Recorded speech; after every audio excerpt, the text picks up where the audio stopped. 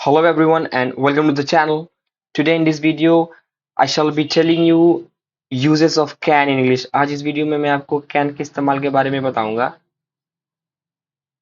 Can is a modal verb which can be used to express ability, skills and to request or offer permission. Can एक modal verb होता है जिसका हम लोग use कर सकते हैं ability को, skills को express करने के लिए और informal way में request करने के लिए और permission को offer करने के लिए. जब हम लोग कैन को सेंटेंस में यूज करते हैं तो हम लोग को एक मेन वर्ब यूज करना होता है because can is always followed by a main verb और मेन वर्ब का फॉर्म हमेशा बेस फॉर्म होना चाहिए. जैसे कि हम लोगों को जब मेन वर्ब यूज करना है कैन के साथ तो वो क्या होगा, वर्ब वन के फॉर्म में होगा. तो इसको हम लोग यूज करेंगे पहले सब्जेक्ट, फिर यूज करेंगे हम लोग कैन, फिर हमारा क्या होगा वहां पे मेन वर्ब होगा जो वर्ब वन के फॉर्म में होगा, फिर हमारा ऑब्जेक्ट्स अदर वर्ड्स होगा. Now let's look at some examples to understand how you can use can to express ability and skills. चलिए कुछ examples को देखते हैं समझने के लिए कि आप can का कैसे use कर सकते हैं ability को और skills को express करने के लिए. And the first example is my brother can solve complex mathematical questions. मेरा भाई जटिल गणितीय प्रश्न हल कर सकता है. इस एग्जाम्पल में मैं अपने भाई की मेंटल एबिलिटी के बारे में बात कर रहा हूँ कि My brother is capable of solving complex mathematical questions. कि मेरा भाई जटिल गणितीय प्रश्न हल करने के लायक है. And the next example is I can speak 5 languages fluently. मैं 5 भाषाएं धारा प्रवाह fluently बोल सकता हूँ. In this example I'm still talking about mental ability. इसमें भी मैं mental ability की ही बात कर रहा हूँ कि there is a person who can speak 5 languages without getting stuck fluently. बिना फंसे हुए fluently क्या कर सकता है वो 5 languages बोल सकता है.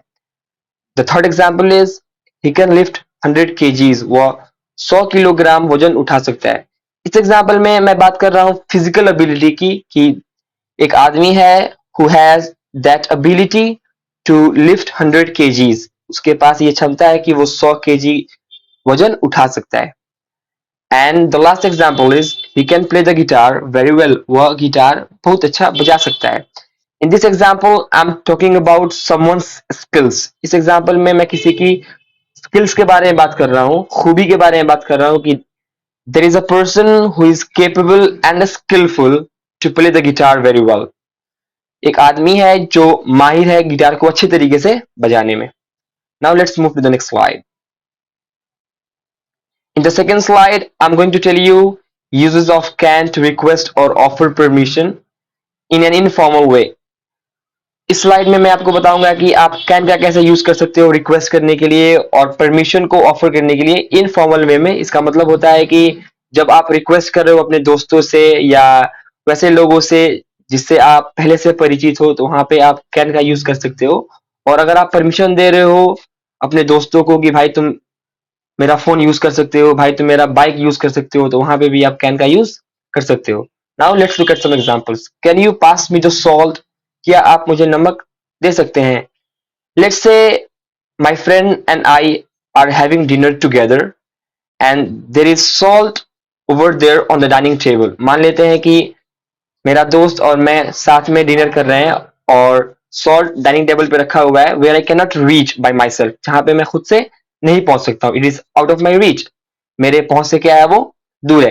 तो मैंने अपने दोस्त से बोला कि can you pass me the salt. क्या आप मुझे नमक दे सकते हैं या क्या तुम मुझे नमक दे सकते हो. तो यहाँ पे मैं इनफॉर्मली रिक्वेस्ट कर रहा हूँ कि भाई थोड़ा सा सॉल्ट पास करो.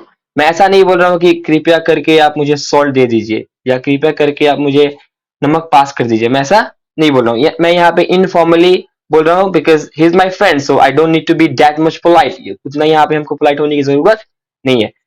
And the second example is can I use your phone to make a call. क्या मैं कॉल करने के लिए आपके फोन का उपयोग कर सकता हूँ. In this sentence I am still requesting. इस सेंटेंस में भी मैं रिक्वेस्ट कर रहा हूँ कि क्या मैं आपका फोन ले सकता हूँ कि मुझे कॉल करना है to inform my family that I am going to be late so don't worry about me. मैं घर आने में लेट हो जाऊंगा तो मेरे बारे में आप फिक्र नहीं करिएगा. तो आप अगर अपने दोस्त से फोन मांगते हो तो आप ऐसा नहीं कहेंगे कि कृपया करके मुझे अपना फोन दे दो, मुझे घर पे कॉल करना है या मुझे किसी से बात करनी है. Not at all. वहां पे आप बोलेंगे थोड़ा सा फोन दो भाई, मुझे घर पे कॉल करना है. इन्फॉर्म करना है कि मैं लेट हो जाऊंगा, तो वहां पे आप यूज कर सकते हो can I use your phone to make a call, क्या मैं कॉल करने के लिए आपके फोन का उपयोग कर सकता हूँ। And the third example is you can borrow my bike if you need it, यदि आपको आवश्यकता हो तो आप मेरी बाइक उधार ले सकते हैं। That means my brother is in a dire need to go somewhere as soon as possible. And the last example is your brother can play in the park if you wants, यदि आपका भाई चाहे तो वो park में खेल सकता है।